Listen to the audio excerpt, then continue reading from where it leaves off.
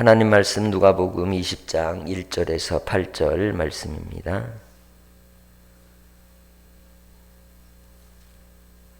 누가복음 20장 1절로 8절 같이 읽겠습니다.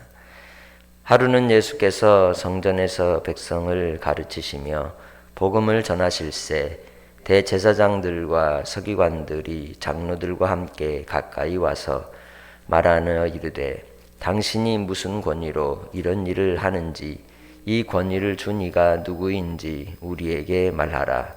대답하여 이르시되 나도 한 말을 너희에게 물으리니 내게 말하라. 요한의 세례가 하늘로부터냐 사람으로부터냐?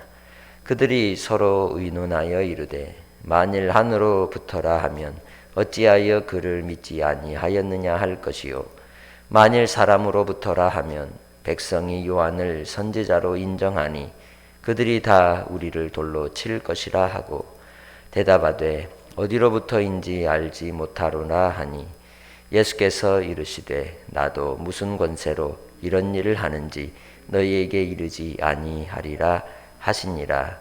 아멘.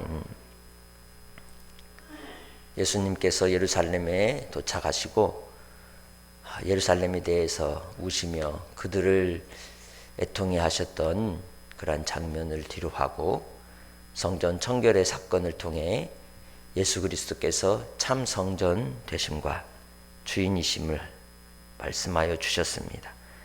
그리고 성전에서 날마다 하나님의 나라를 선포하고 가르치셨다고 말씀하죠.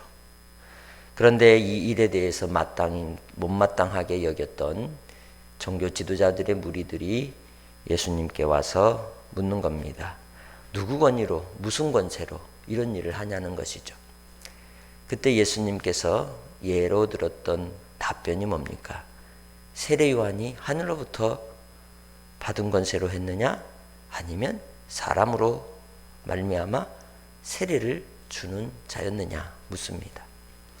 이 일에 대해서 이 제사장과 서기관들과 이 종교 지도자들은 할 말이 없었죠. 왜냐하면 어떤 말을 해도 자기들의 말이 올무가 되어서 걸려 넘어지는 형국이 되고 말았기 때문입니다.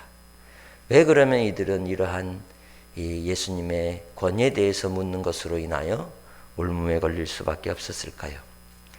그 첫 번째는 그들은 권모 술수에 능한 자들이었기 때문입니다. 이 세상에 이 힘을 가지고자 하는 자들, 권위를 부리고자 하는 자들의 중요한 이 수단은 권모술수인 겁니다. 수단과 방법을 가리지 않고 그 힘을 붙잡기 위해 애쓰는 것이죠. 두 번째는 권위로 자격을 논하는 자들이었던 겁니다. 제사장이라고 하는 자격, 또 서기관이라고 하는 자격, 말씀을 가르칠 수 있는 가르치는 자로서의 자격을 논하며 입을 봉하고 말하지 못하게 하고 그리고 이 배우지 못한 백성들 그리고 또한 기득권에 속하지 못한 인생들에 대해서 억압하는 더 무거운 짐을 지우는 그러한 권위를 부리는 자들이었습니다. 세 번째는 기득권을 지키기 위한 종교 시스템 속에서 돌아가는 그러한 자들이었습니다. 오직 그들만의 리그로 그들만의 세상을 위하여 피를 빨아먹듯이 그렇게 그들의 종교적 행위를 통하여 하나님을 섬기지 않고 자기들의 배를 섬기고 자기들의 입속을 우상으로 여겼던 자들인 것입니다.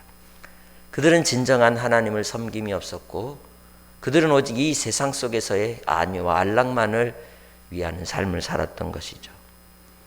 그래서 예수님께서 그들에게 대하여 세례 요한을 이제 끌어들여서 질문을 다시 던지셨던 겁니다.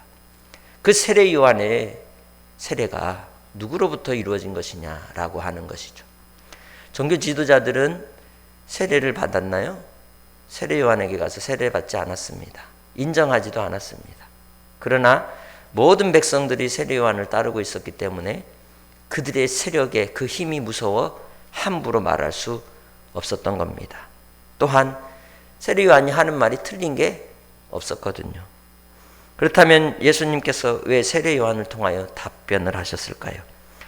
그것은 바로 하나님을 떠난 유대인들을 향해서 하나님께로 돌이키도록 회개를 촉구했기 때문입니다.